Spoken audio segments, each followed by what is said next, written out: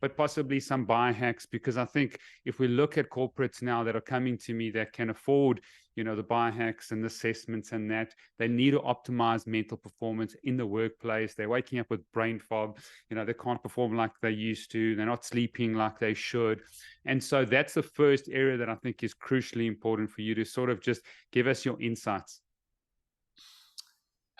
All right. The preeminent brain upgrade in the world right now, and entrepreneurs flying from all over the planet for it, is 40 Years of Zen, which is in Seattle. This is a company I started about 10 years ago, where I realized if you want to improve your brain, you've got to have meat. If you're feeling those things, seriously, have a steak at dinner and have dinner before the sun goes down. And if you feel brain fog in the morning, have another steak, because you need the protein. It will really help you. You wouldn't even imagine it. But a lot of us, I had this, bread or fruit and some sort of weird carbohydrate only breakfast. It doesn't work. I want it to work, but it doesn't. So just getting enough protein can be really good. Replacing seed oils, fried stuff and all that, with traditional oils like tallow, like butter, like ghee, like coconut oil, which you can get easily in Africa. Those radically transform your body's ability to make energy. There's two things you need to make your brain work really well. One of them is enough energy. And everyone over 40 starts to get a decline in energy unless they're doing aggressive anti-aging work like I do, or like you do. And half of people under age 40 have early onset mitochondrial deficiency. So power for the brain would be really important.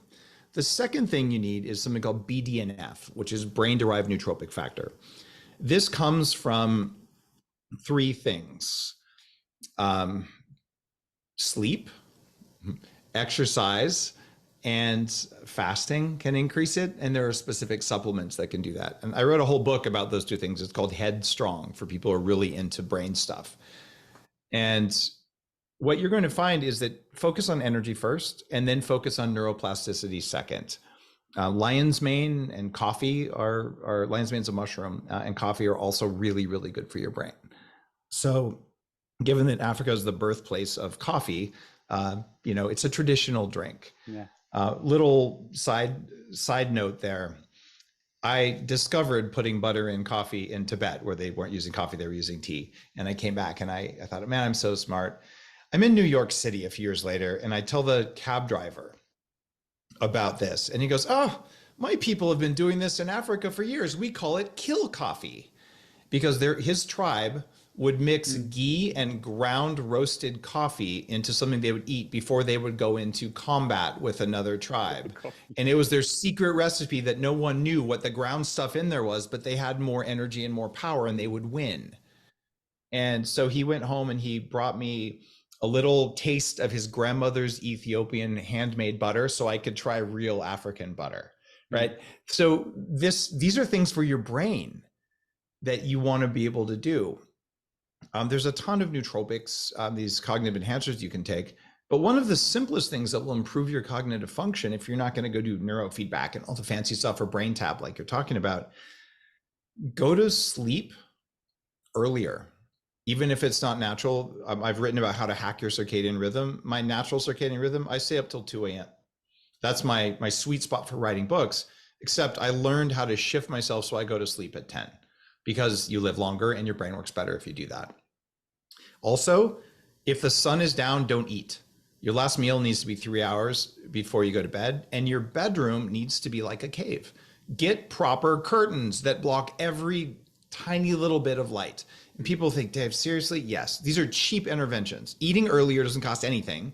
Blackout curtains, you can use aluminum foil if you need to. It's not expensive, right? And turn off all the LEDs in your bedroom. Put your phone on airplane mode. And magically, when you wake up, your brain will work. So these are potent things you can do. Yeah. And because you work with a lot of high-powered entrepreneurs, it's worth coming and spending 5 days at 40 Years of Zen if you feel called to do that.